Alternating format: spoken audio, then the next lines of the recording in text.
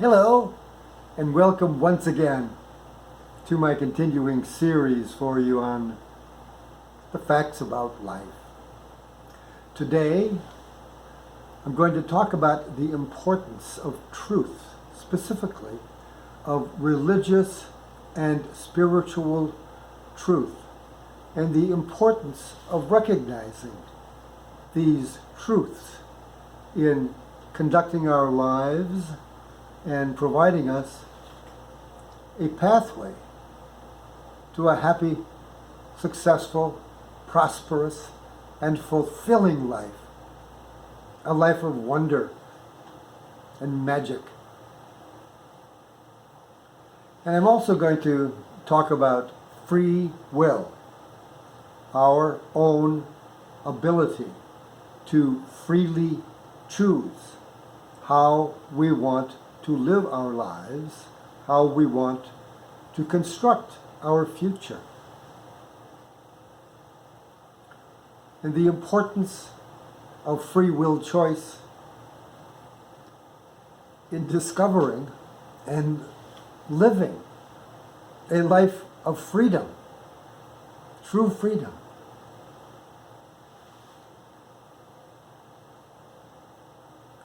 So, America, we must not leave religious and spiritual truth out of the equation, out of our awareness, out of our cognizance. We must not segregate these truths away from public discussions. They give us the guidelines that are so very necessary in sustaining a healthy civilization and a healthy society. Our brilliant Constitution and our nation's laws are based on the spiritual and religious truths given us by our enlightened ancestors.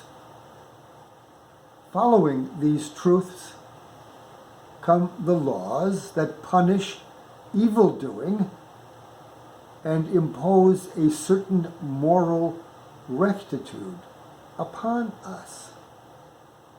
They provide us a way to live together in civilized and hopefully happy and productive relationships.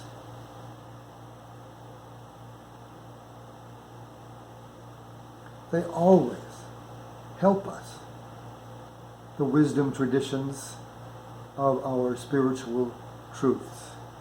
They help us in many, many ways, many ways, many wonderful ways.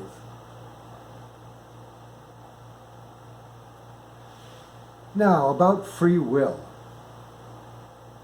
Although we as humans suffer from the afflictions of the disastrous effects of our being susceptible to being corrupted, corruptibility, the dominance of truly the 7 deadly sins.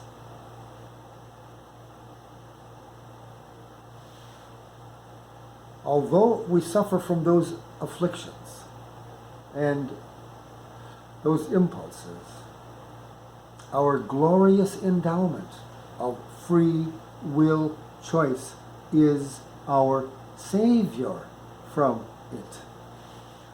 Human endowment and human redemption consists not in killing the animal part of human nature, but transcending and mastering that which is within us that leaves us susceptible to sin and the miserable bondage that sinful evil imposes on us. In order to escape from this bondage, we need only to identify with and be true to the better, higher-minded, spiritual part of our nature, and keep in proper perspective the baser elements of our nature. From the higher perspective of the eternal soul,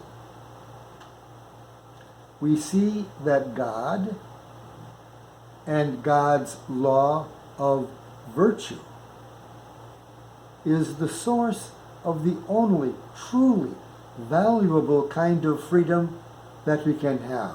The freedom to be good and wise and loving in living our life. Ideally, our institutional governances, the people who make the laws and enforce the laws of our society, ideally, those people in charge, in authority over us, would possess this most valuable kind of freedom. The wise and morally good among us would rule over the foolish and the bad and the stupid.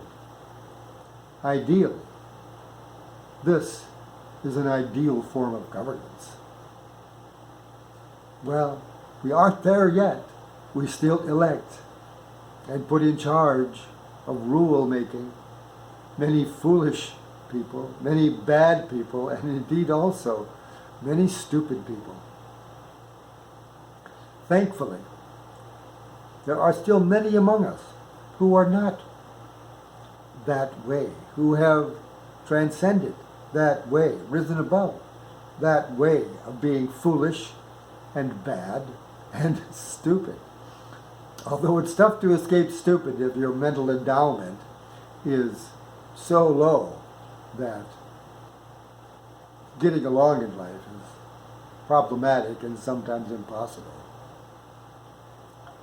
At any rate, good and wise and loving in living our life. Gee, what a great way to be. We need only remember we are immortal, eternal, spiritual beings with consciousness, awareness, witnessing and experiencing our life right here and now. That's the way to be. Loving and joyful follow us when we embrace these noble spiritual truths and live our lives in productive and fulfilling ways. Well, we certainly hope for that for all of us. I know I hope for it for myself and for you in particular. Thanks for being with me today. Goodbye. We'll see you in the next wonderful episode of The Facts About Life. Goodbye. I love you all.